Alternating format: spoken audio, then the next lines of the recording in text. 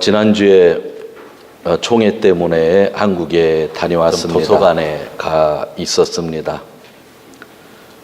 여러 가지 책을 많이 봐서 참 좋았는데 일본에도 그런 도서관이 있으면 참 좋겠다 생각은 하는데 제가 보는 자료들이 일본에 없는 것이 가끔 안타깝기도 합니다. 한 친구가 점심을 못 먹었다고 학교 앞 가게로 가자고 그랬습니다. 몇 명이 같이 좀 늦은 점심을 먹는데 어떤 친구가 그런 이야기를 합니다. 예배는 밥까지 먹어야 완성이다 라고 하는 이야기를 합니다. 제가 제일 듣기 싫어하는 얘기거든요. 초대교회에도 식사를 나눴다고 합니다. 저는 그것은 초대교회는 각 가정에서 예배드리는 교회라 당연히 구역 예배니까 밥을 같이 먹은 거지 성전에 모였던 사람이 밥 먹은 것은 아니다 이야기를 했는데 또 그 옆에 있던 친구가 이야기합니다. 밥이 얼마나 중요한지 교회에서 일을 진행하다 보면 성도님들이 마음에 안 들어 반대할 때가 있는데 자기 경험으로는 목사님과 밥 한 끼 먹은 것 때문에 반대하지 않더라 그런 이야기를 저한테 해주었습니다. 근데 목회를 참 성실하게 하는 친구들이라 더 이상 제가 아무 말도 하지 않았어요. 지난주 주일날 저는 니시오치아이 그리스도 교회에 가서 예배를 인도했습니다. 분위기가 참 좋았고 참 좋은 성도님들이 그 안에 있었습니다. 일부가 9시 예배에 있는데 한 4명, 5명 정도 오셨고 2부가 10시 반이었는데 한 20에서 30명 정도가 참석을 하였습니다. 예배가 끝나니까 바로 모든 성도님들이 청소를 하기 시작했습니다. 누가 지시지도 않았는데 어떤 사람은 유리창을 닦고 어떤 사람은 바닥을 닦고 그러더라고요. 저는 2층으로 안내되어서 조그만 응접실에서 도시락을 먹을 수 있게 되었습니다. 궁금해서 그 앞에 있는 신학생에게 물어봤습니다. 성도님들은 식사를 어떻게 하십니까? 물었더니 청소가 끝나면 개인적으로 콤비니에 가서 오니기리를 사오든지 또는 샌드위치를 사서 가지고 와서 교회 식당에서 먹고 좀 교제를 나누다 간다고 하였습니다. 좀 신선한 충격이었습니다. 한국 교회는 최소한 저희 제대로 식사는 준비 안 해도 빵은 누군가 사오잖아요. 근데 그 교회는 알아서 자기가 먹고 싶은 것 콤비니에 가서 사서 자기 돈으로 산 다음에 교회에 와서 먹으면서 교제를 나눈다고 하는 것이었습니다. 예배 후에 개인적으로 사다 먹어도 되고 또 교회가 밥을 해도 되고 또 밥을 안 해도 됩니다. 진짜 저는 성도님들에게 이 밥 얘기를 하면 더 강조하고 싶은 것이 있습니다. 가정에서 좀 같이 밥 먹기 힘들잖아요. 서로들 바빠서 주일날이라도 좀 가족 식구들끼리 좀 밥을 좀 잘 먹었으면 하는 생각이 사실은 간절합니다. 교회가 교회되기 위해 필요한 것 하나가 코이노니아라고 합니다. 이것을 교제와 사랑의 관계라고 합니다. 이 관계는 사람과 사람과의 관계만을 의미하지 않고 하나님과 사람과의 관계, 사람과 사람과의 관계를 코이노니아, 교제라고 하는 것입니다. 밥의 기능이 과연 코이노니아를 가져올 수 있을까요? 일부는 가져올 수 있지만 성경에서 이야기하는 코이노니아를 가져올 수 없다라고 하는 것이 우리의 삶 속에서 우리가 볼 수 있는 것입니다. 어제 토요일 날 아침에 한 10시 반경 좀 늦게 맥도날드에 갔습니다. 토요일 날 맥도날드는 오전에 저의 단골입니다. 참 이상하죠. 시끄러운데 시끄러운 소리 들리지 않고 성경을 보고 거기서 좀 설교를 준비하긴 합니다. 근데 가끔 그 시끄러운 가운데서 들리는 소리가 있는데 무슨 말을 하면 들리냐면 한국말 하면 가끔 들리는데 저 옆에 있는 분이 자매 두 분인데 결혼을 하신 것 같아요. 아기들 얘기하는 거 보니까 한국말을 하고 있었습니다. 그래서 가차운데 사시는 분인가 하고 얼굴을 봤더니 일단은 제가 모르는 분인데 아마 이쪽 주변에 사는 사람 같았습니다. 아침에 맥도날드를 먹으면서 성경을 하나 펴놓고 1:1 교재, 온누리교회에서 나온 1:1 성경 공부라는 교재가 있어요. 그 교재를 놓고 둘이 말씀을 보고 읽으면서 이렇게 나누고 있는 모습이었습니다. 배우는 사람은 참 자기의 아팠던 이야기들을 이야기하면서 또 자기의 삶을 나누면서 또 옆에 있는 선생님의 역할을 하고 있는 성도는 또 말씀을 읽어보라고 하면서 이렇게 차례대로 가는 그러한 모습이었습니다. 거기에는 밥이 있었고요, 말씀이 있었고요, 나눔이 있었어요. 성경에서 이야기하는 코이노니아는 그런 종류의 것을 이야기합니다. 밥이 있고 말씀이 있고 나눔이 있는 것, 그 나눔도 하나님의 말씀을 가지고 서로 나누는 자리, 그것을 코이노니아라고 합니다. 우리가 예배 후에 잠깐 구역끼리 모였는데 우리는 보통 여러 가지 이야기를 하는데 잘 말씀을 나누지 않죠. 성경에서 이야기하는 교제는 그러한 것을 이야기하지 않습니다. 성경에서 이야기하는 교제 코이노니아는 하나님 말씀이 있고 먹을 것이 있고 우리의 삶을 나누는 모습이 있을 때에 그것을 코이노니아라고 이야기합니다. 그런 의미에서 한국에서 밥을 먹다가 좀 화가 나긴 났지만 제가 설교를 하는 것도 아니고 친구들과 이야기하는데 설명할 수가 없고 또 그분들이 모르는 것도 아니고 또 목회도 너무 성실히 잘하는 분이기 때문에 더 이야기는 하지 않았습니다. 성도 여러분, 우리가 교회에서 코이노니아라고 하는 단어 참 중요한데 또 하나 하나님으로부터 얻을 수 있는 가장 큰 축복이 교회 안에서 또 우리 믿는 자들에게 무엇이라고 생각하십니까? 작년에 우리는 예배소서 1장을 바라보면서 신령한 축복에 대한 이야기를 함께 나누었습니다.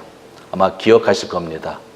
그 신령한 축복 안에 예배소서 1장 7절을 보면 제3이 있었습니다.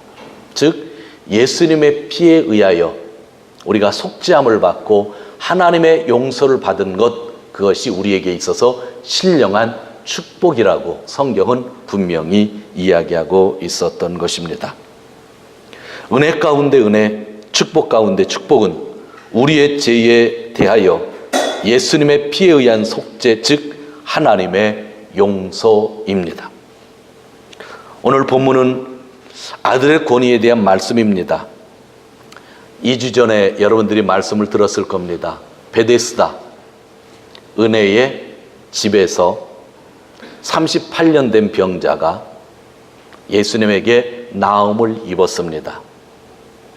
그가 누워있던 침대를 끌고 가니까 사람들이 안식일 날 무거운 짐을 옮겼다고 하여서 비판을 합니다. 그 뒤에 예수님이 그의 죄가 사해졌다고 다시 말씀하셨고 하나님이 일하시니 나도 일한다고 말씀을 하셨습니다. 그리고 그 뒷본문이 오늘 본문의 배경입니다. 오늘 본문에서 예수님은 하나님의 권위가 나에게 있다, 즉 아들의 권위에 대해서 말하고 있는 것입니다. 그 권위는 아버지께로부터 온 것인데 나에게도 권위가 있다고 분명히 하고 있는 것입니다. 그때 유대인들은 예수님을 잡아 죽이려고 했었던 것 우리가 잘 알고 있습니다.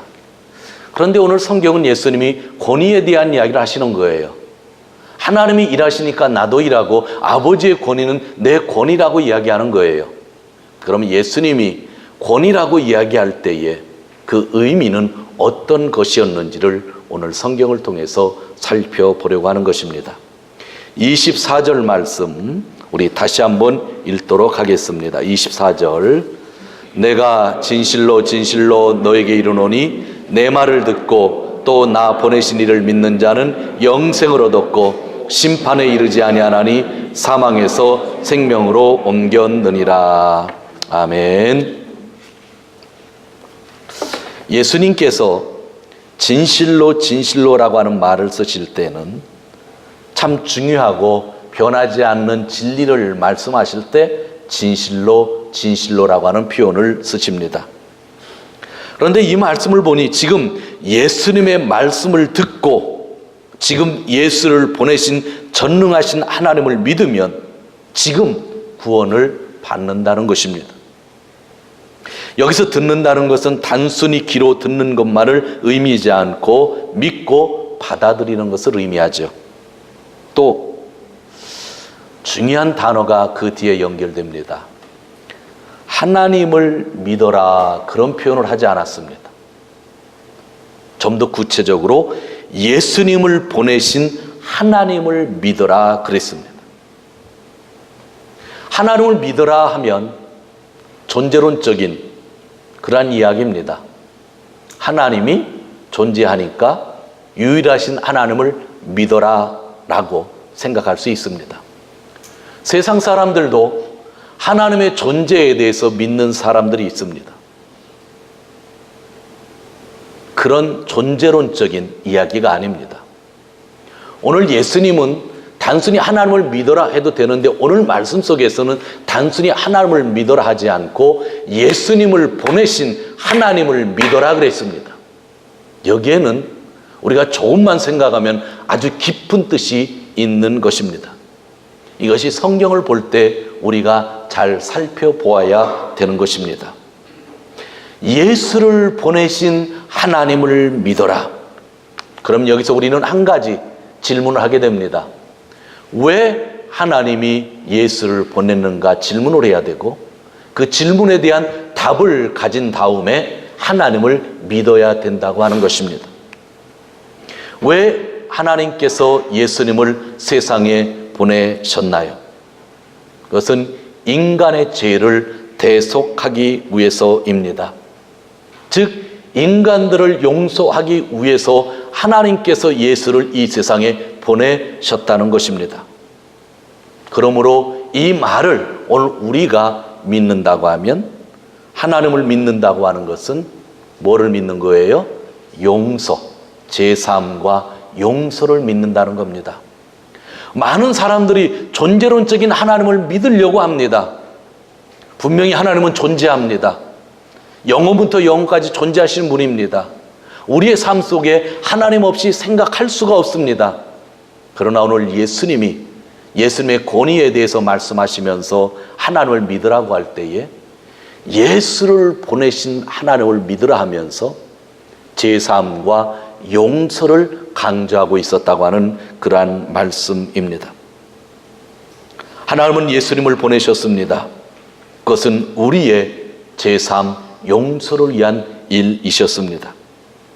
예수 그리스도를 통하여 용서가 이루어지기에 예수님에게 최고의 권위가 있는 것입니다. 하나님의 아들 예수님이 오셨다 그냥 가셨다. 그러면 예수님에게 무슨 권위가 있겠어요? 하나님의 최고의 권위는 뭘까요? 세상을 만드셨지만 죄된 인간을 용서하신 겁니다. 그런데 그 하나님의 권위가 예수님에게 있다고 하는 이야기는 무엇일까요? 예수님의 십자가 그 피 제사함으로 인하여 하나님의 용서가 이루어졌으니 똑같이 하나님의 권위가 누구에게 있다는 거예요? 예수님에게 있다고 하는 것. 그것이 오늘 성경 말씀의 핵심이라고 하는 것입니다. 여러분, 기독교의 핵심 메시지는요, 제사함, 하나님의 용서입니다. 여러분, 용서라고 하는 것, 내가 제사함 받았다는 것, 용서받았다는 것, 그리고 다른 사람을 용서한다고 하는 것, 과연 우리 교회에서 우리 성도들에게 저에게 이것보다 중요한 진리가 있을까요? 그런데도 우리는 세상 살면서 제사함을 받았음에도 불구하고 용서를 믿으면서도 불구하고 용서를 잘 하지 못하는 삶을 사는 부족한 모습일 때가 얼마나 많이 있는지 모릅니다. 목회를 하면서 용서를 믿지 못하는 사람들을 가끔 보았습니다. 근데 용서를 믿지 못하는 사람들의 몇 가지 특징이 있었습니다. 제가 책도 많이 읽었지만 또 제 스스로 적낸 내용들입니다. 용서를 믿지 못하고 용서를 하지 못하는 사람들의 특징, 첫 번째가 잘 분노합니다. 사람들의 감정 가운데는 분명 분노라는 감정이 있습니다. 저도 있고 여러분들도 있습니다. 분노라고 하는 감정이 그것이 없는 사람은 아마 하나도 없을 겁니다. 분노라는 감정이 없으면 이미 그는 로봇일 겁니다. 저는 분노라는 감정을 이야기하는 것이 아니라 용서를 믿지 못하는 사람은 잘 화내더라는 겁니다. 분노를 제어하지 못하더라는 겁니다. 분노라는 감정을 너무나 쉽게 표현하더라는 겁니다. 왜요? 진짜 용서를 믿지 못하기 때문이죠. 두 번째로 용서하지 못하는 사람들, 용서를 믿지 못하는 사람들의 특징이 있는데, 일반적인 것은 아니겠지만 대체적으로 정서가 불안하신 분들이 많이 있었습니다. 많은 부분 용서하지 못하고 살다 보면 이상하게 정서가 불안해지는 겁니다. 그리고 또 한 가지, 심리학에서 많이 다루고 있는 이야기일지는 모르지만 용서하지 못하는 사람들, 용서를 믿지 못하는 사람들의 특징이 있었는데 열등의식과 피해의식을 좀 다른 사람보다 많이 갖고 있는 것이었습니다. 참 놀라운 것은 진심으로 용서를 경험하고 제3을 깨닫고 용서를 해주고 용서를 믿는 사람들은 심리학에서 이야기할 수 없는 한 가지 놀라운 일이 일어나는데 열등의식과 피해의식을 극복하는 것을 저는 많이 보아왔습니다. 다른 사람의 작은 말 한마디, 작은 행동 하나에도 그냥 넘어가는 법이 없는 사람들이 있습니다. 남이 자기에게 이래라 저래라 하면 분을 품습니다. 다른 사람이 자기가 원하는 식으로 만들어지지 않으면 미워합니다. 있는 그대로를 봐주지 못합니다. 자기 자신도 있는 그대로를 보지 못합니다. 무엇인가 하지 않으면 견딜 수 없는 불안에 빠져갑니다. 그러다가 잘 되지 않으면 남 탓을 하고 남을 공격합니다. 심리학에서 성병할 수 있지만 저는 심리학 전공자가 아니기 때문에 몇 권의 책을 읽고 이야기할 수는 없는데 제 경험으로는 용서를 믿지 못하는 사람들에게 많이 나타나는 현상들이었습니다. 성도 여러분, 하나님의 용서를 믿고 다른 사람을 용서할 수 있는 사람들이 정말 행복한 삶을 살 수 있습니다. 그래서 예배소서 1장에서 우리 인간들에게 주어진 가장 축복 중에 하나, 신령한 축복이 제3이었다고 말씀하고 있는 것입니다. 예수님이 가르쳐준 기도에는 우리가 우리에게 죄 지은 자를 용서해 준 것 같이 우리 죄를 용서해 주십시오. 매일매일 드리는 기도에 예수님은 용서해주고 용서를 해달라고 하는 기도를 해야 한다고 말씀하셨던 것입니다. 한 번 고백했다고 끝나는 것이 아닙니다. 크리스찬의 삶은 늘 죄에 대해 깨닫고 죄를 고백하고 용서를 빌어야 되는 겁니다. 그래서 사도 바울은 그의 신앙이 가장 성숙되었을 때에, 죽음이 눈앞에 있을 때에, 천국이 가장 가까운 그 나이에 고백을 합니다. 나는 죄인 중에 두목이라고 그때 고백을 하는 겁니다. 하나님의 용서를 체험한 자의 특징은 바로 다른 사람들을 용서하는 것입니다. 개인적으로 세상에서 어떤 사람들이 가장 불행한가 그렇게 가끔 질문하고 생각해 보기도 합니다. 제가 다른 설교 시간에 다른 이야기 할 수도 있는데 오늘은 그것을 까먹었다 생각하고 이야기합니다. 세상에서 사람들을 용서하지 못하는 사람들이 어떤 의미로 보면 가장 불행한 삶을 살고 있는 것은 아닐까요? 여러분 경험하셨잖아요. 사람들을 미워해서 해결된 일이 과연 있습니까? 여러분 삶 속에서 진짜 싫어하는 사람을 만났어요. 저도 싫어하는 사람 좀 몇 명 있거든요. 근데 싫어하는 사람을 만나서 미워했다고 해서, 지고 싶다고 하는 감정이 있다고 해서 과연 해결된 일이 있었나요? 제 경험으로는요, 미워에서 해결된 일은 한 건도 없습니다. 미워에서 생긴 것은 제가 더 힘들었다고 하는 일밖에 없었습니다. 사랑하는 성도 여러분, 예수님의 말씀을 듣는다는 것은 하나님의 용서를 믿는 겁니다. 하나님을 믿는다고 하는 것은 예수님을 보내신 하나님을 믿는 것인데, 그것은 바로 제3 용서를 믿는다고 하는 그러한 말씀입니다. 그런데 문제는 저 같은 목사에게 수많은 설교를 들으며 성경을 읽지만 생각한 만큼 용서가 잘 되지 않습니다. 여러분, 미워하는 사람 좀 있으시죠? 가끔요, 저는 한 사람도 없습니다 그러는 분이 있어요. 그럼 그 다음에는 어떻게 이야기를 해야 될지 잘 모르겠어요. 제가 이렇게 설교하는데 제가 싫어하는 사람 좀 몇 명 있거든요. 그분이 우리 교회 설교를 들으러 올 리는 없지만 막 그분이 문을 열고 이 자리에 딱 앉으면 제가 입이 딱 막힐 것 같아요. 갑자기 푹 올라오는 게 있을 것 같아가지고. 참 힘들잖아요. 저도 참 힘들어요. 여러분들도 참 힘들지 않으세요?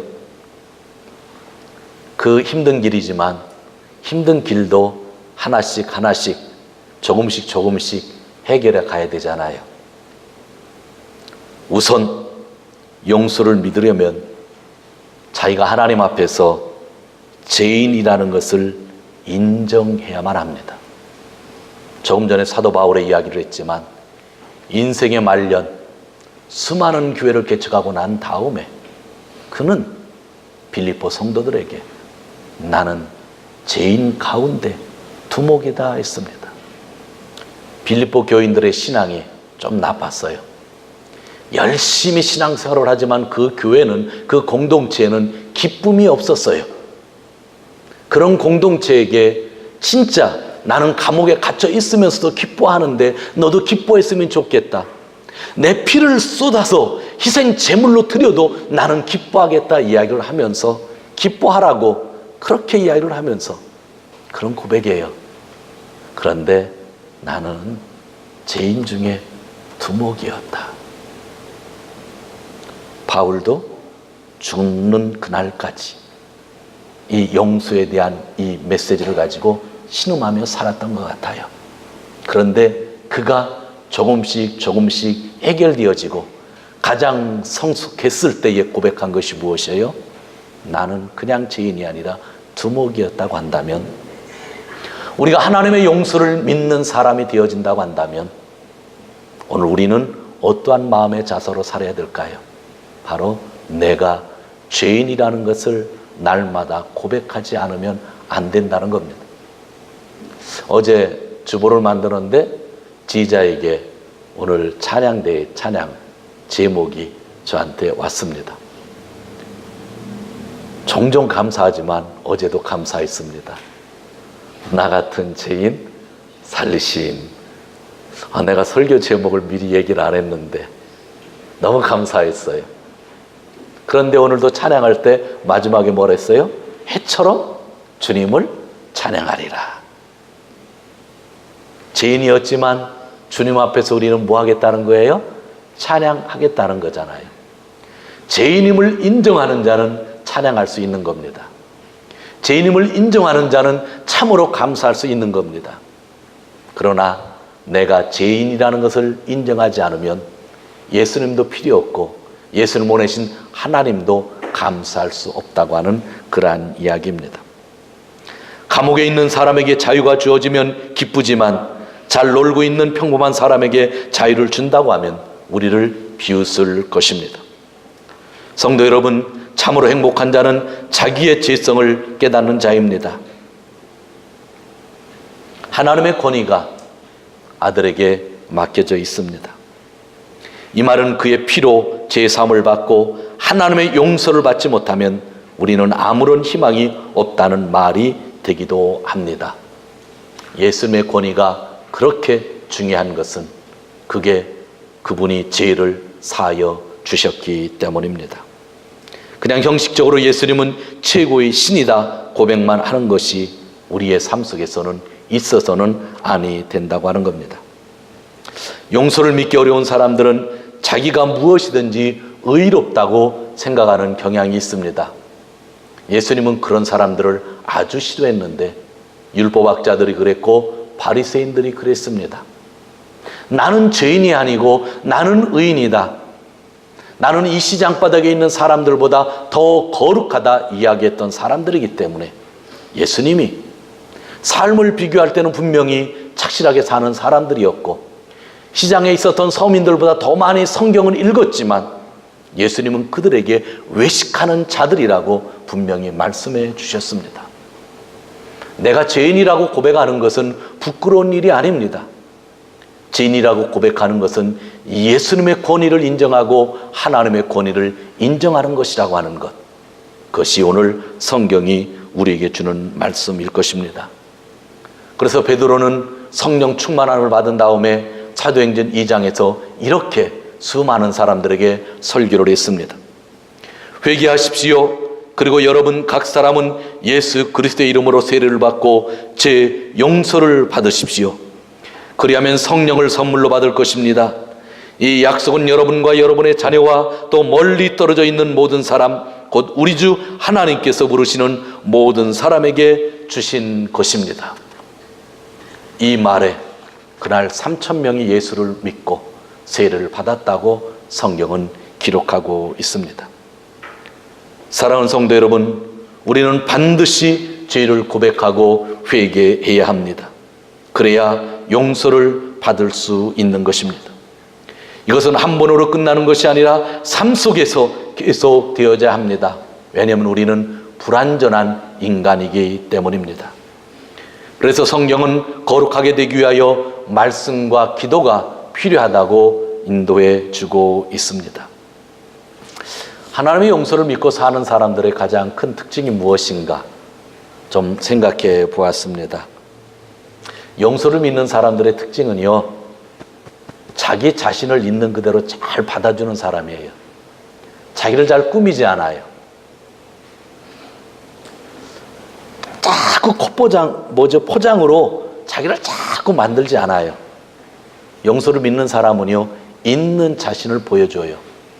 그리고 다른 사람도 있는 그대로, 아리노마마, 있는 그대로 받아주기를 잘 합니다. 왜요? 용서를 믿기 때문이에요. 용서를 믿지 않으면요, 나를 포장을 해요. 용서를 믿지 않으면 다른 사람들을요, 잘 받아주지 않습니다. 물론 서로가 고쳐야 될 부분이 너무나 많이 있죠. 제가 고쳐야 될 부분, 여러분이 고쳐야 될 부분, 또 여러분 서로가 바라볼 때 서로가 고쳐야 될 부분이 많이 있을 것입니다.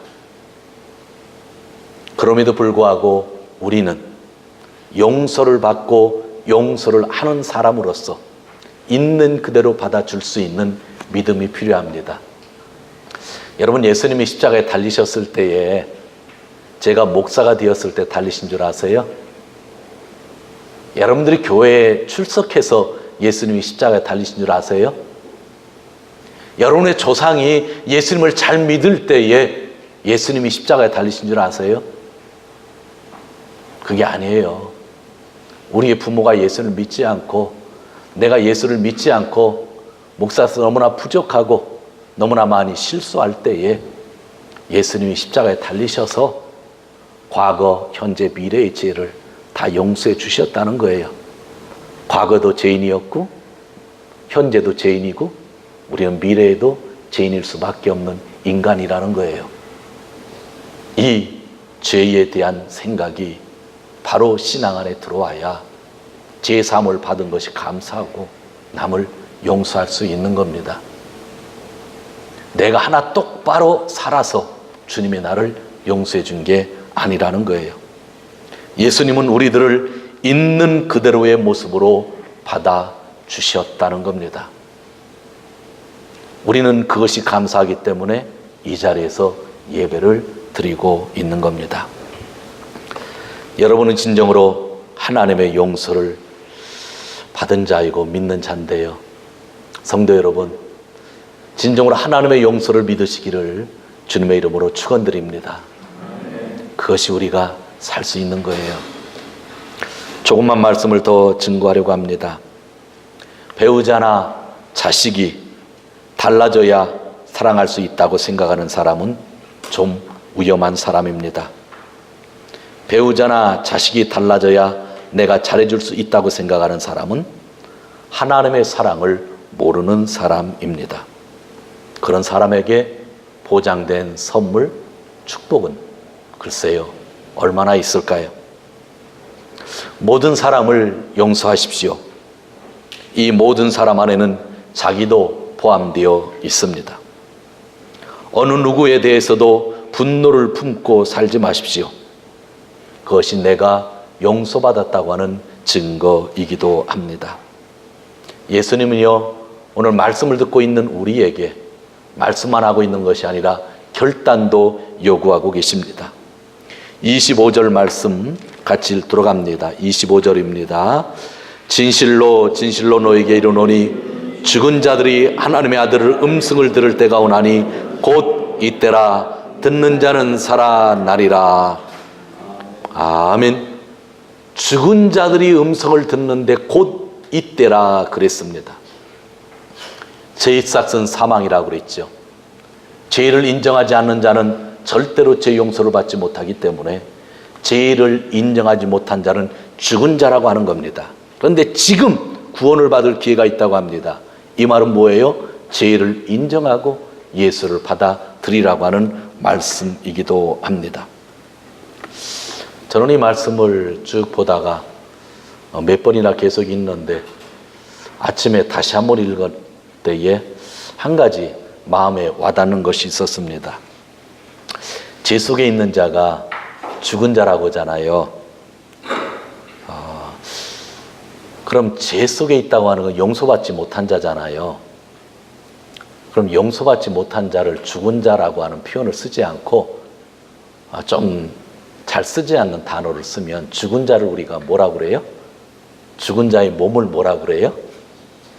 나 시체라고 그러죠. 시체. 우리가요, 용서받지 못하면요, 시체입니다. 시체. 좀 끔찍하지 않아요? 아침에 갑자기 이 단어가 생각나더라고요. 내가 용서받아야 되죠. 용서받지 않으면 시체예요. 그런데 용서받은 것을 믿는 사람은 옆에 있는 사람을 뭐예요? 용서해야 된다고 그랬잖아요. 좀 아까 시체라고 하신 분이 우리 전 집사님이시죠? 너무 답을 잘해 주셨는데, 전 집사님이랑 저랑 무슨 문제가 있는데 하나님과는 문제가 없어요. 근데 제가 분명히 잘한 것 같지도 않고 잘못한 것 같지도 않은데 용서가 안 되는 게 하나 있어요. 그런데 제가 전 집사님을 용서하지 않았으면 전 집사님은 상관없겠죠. 하나님 잘 믿고 있으니까. 그러나 제가 볼 때 전 집사님은 뭐가 되는 거예요? 용서받지 못했으니까 시체. 여러분, 내가 옆에 있는 사람을 용서하지 못하면요, 옆에 있는 사람은 내가 볼 때 뭐라고요? 시체. 이 공동체 안에 시체를 두고 싶으세요? 여러분 가정 안에 시체를 놓고 살고 싶으세요? 그런 분들은 한 분도 없죠. 내가 죽으면 시체가 되는 거잖아요.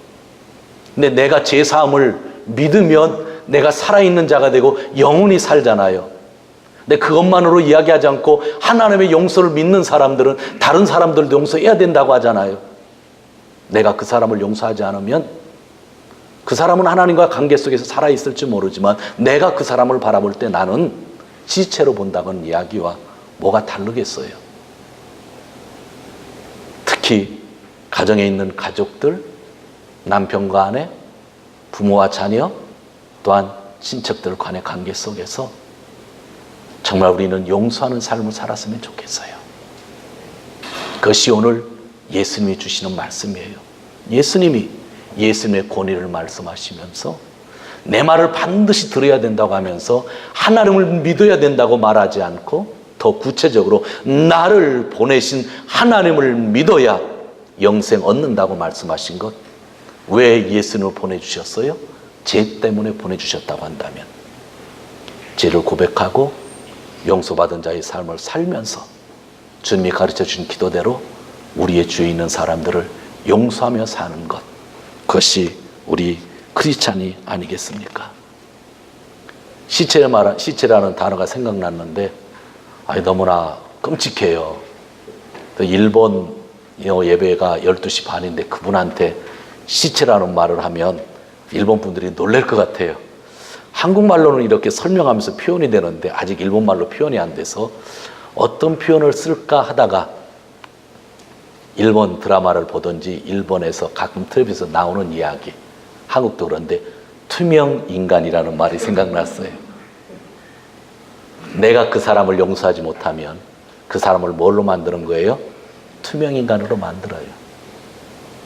교회 와도 고개 돌리고 집에 가도 고개 돌리고, 그럼 그 사람이 뭐예요?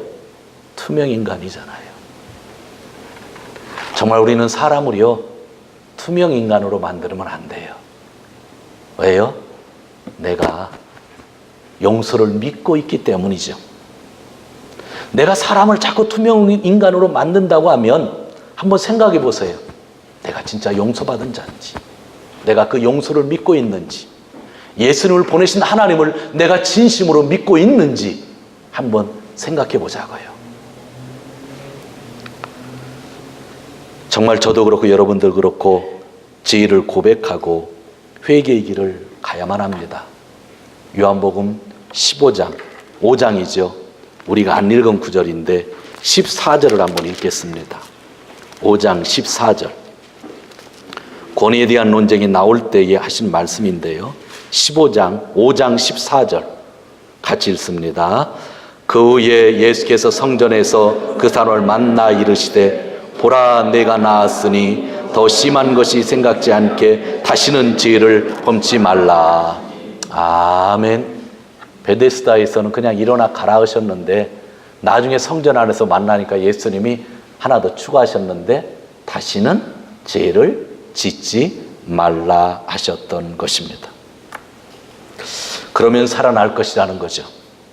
바로 지금입니다.